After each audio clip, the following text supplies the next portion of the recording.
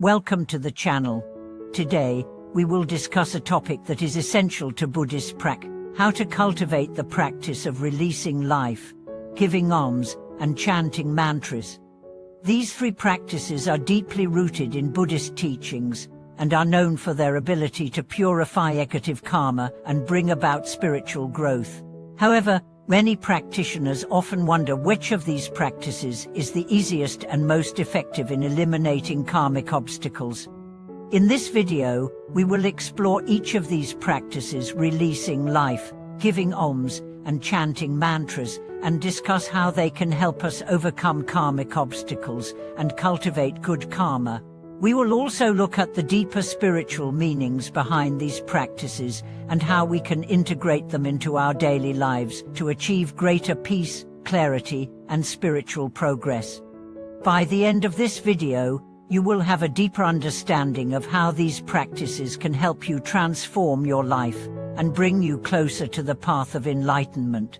Let's begin by exploring the first of these practices, the act of releasing life.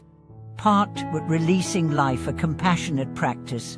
In Buddhist teachings, releasing life, also known as a fanchien, is an important practice that involves setting free living beings that are about to be killed, typically animals, and allowing them to live out their natural lives.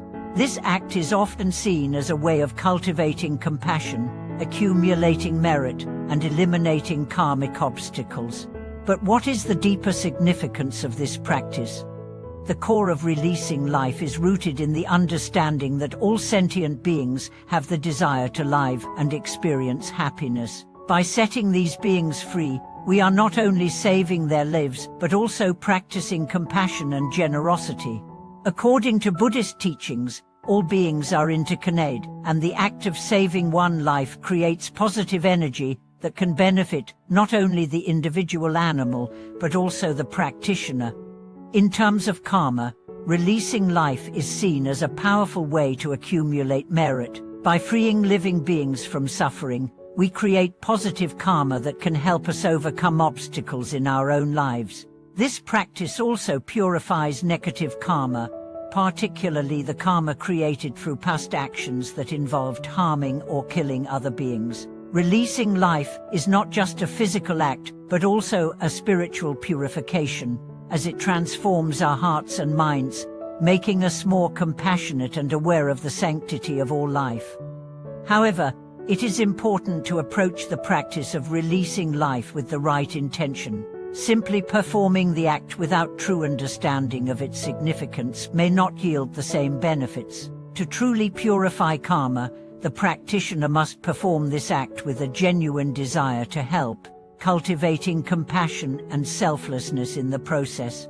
This deep intention amplifies the merits gained from the practice and strengthens the connection to the Buddha's wisdom and compassion. Part 3: Giving alms, the power of generosity. Another powerful practice in Buddhism is giving alms, also known as dainats. Alms giving is an act of generosity that involves donating resources such as food, money, or time to those in need, particularly monks, nuns, and the poor. The practice of giving alms is rooted in the idea that by selflessly sharing our wealth and resources, we can cultivate virtue, reduce attachment, and accumulate merit.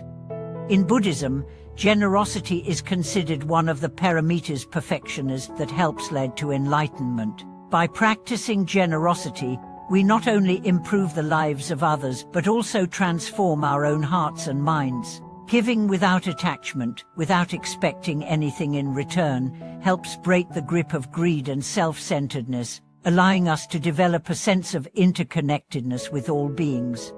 One of the most profound aspects of giving alms is its ability to purify negative karma. According to Buddhist teachings, every act of generosity creates positive karma that can be used to eliminate karmic obstacles in our lives. Whether through small donations, supporting spiritual communities, or offering our time and energy to help others, each act of giving is seen as a way to purify the mind, cultivate humility, and accumulate merit. Moreover, giving alms is not limited to material resources. Generosity also encompasses the giving of love, kindness, and wisdom. For example, offering a listening ear to someone in need or sharing words of encouragement can be just as valuable as donating money or food. The key is to practice generosity with an open heart, without expecting anything in return. Part 4. Chanting mantras, the power of sacred words. Another powerful practice in Buddhism is the act of chanting mantras. Mantras are sacred sounds or phrases that are repeated to invoke the blessings and protection of the Buddha, Bodhisattvas, or other enlightened beings. Mantras are believed to have great spiritual power, as they contain the essence of the Buddha's teachings and are capable of transforming the mind and heart of the practitioner. One of the most well-known mantras in Mahayana Buddhism is the Great Compassion Mantra, also known as Dabizhou, which calls upon the compassionate energy of Avalokiteshvara, the Bodhisattva of compassion. Chanting this mantra is said to purify negative karma, bring blessings, and protect the practitioner from harm. The mantra itself is believed to have the power to transform negative emotions, such as anger, fear, and greed, into positive qualities like love, patience, and wisdom. In addition to the Great Compassion Mantra, there are many other mantras in Buddhism, each with its own unique spiritual significance. For example, the Namo Amitufo mantra is a common mantra in Pure Land Buddhism, invoking the name of Amitabha Buddha and calling practitioners to be reborn in the pure land of ultimate bliss. Chanting mantras is not just about reciting words, it is a practice of deep meditation and mindfulness. The repetition of the mantra helps to focus the mind, bringing the practitioner into a state of present moment awareness.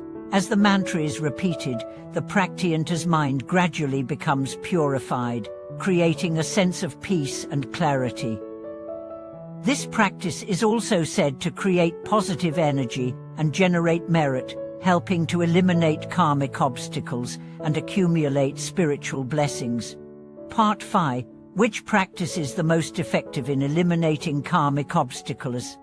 Now that we have explored the three practices: releasing life, giving alms, and chanting mantras, you may wonder which practice is the most effective in eliminating karmic obstacles. The truth is that each of these practices is powerful in its own right, and the best practice for you will depend on your unique situation, needs, and spiritual goals.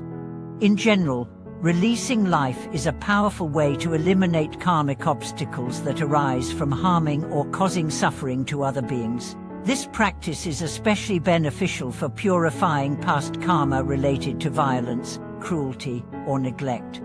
Giving alms is a practice that helps to purify negative karma related to greed and attachment. It cultivates selflessness and reduces the grip of materialism, which is often a source of suffering. Chanting mantras, on the other hand, is an excellent practice for mental purification, as it helps to transform negative thoughts and emotions while generating merit and spiritual blessings. Ultimately, the most effective way to eliminate karmic obstacles is to integrate all three practices into your life. By practicing generosity, compassion, and mindfulness through releasing life, giving alms, and chanting mantras, you can gradually purify your mind, cultivate positive karma, and eliminate obstacles to your spiritual progress. Part 6. Conclusion. In conclusion, the practices of releasing life, giving alms, and chanting mantras are all powerful tools for purifying karma, cultivating merit, and transforming our spiritual path. Each practice has its own unique benefits, and by integrating these practices into our daily lives, we can eliminate karmic obstacles, cultivate positive energy, and move closer to enlightenment. Thank you for watching today's video. We hope that this exploration of Buddhist practices has inspired you to incorporate these teachings into your own life. If you found this video helpful, please like, share, and subscribe for more content on spiritual growth and Buddhist teachings. Until next time, may your practice be filled with compassion, wisdom, and peace.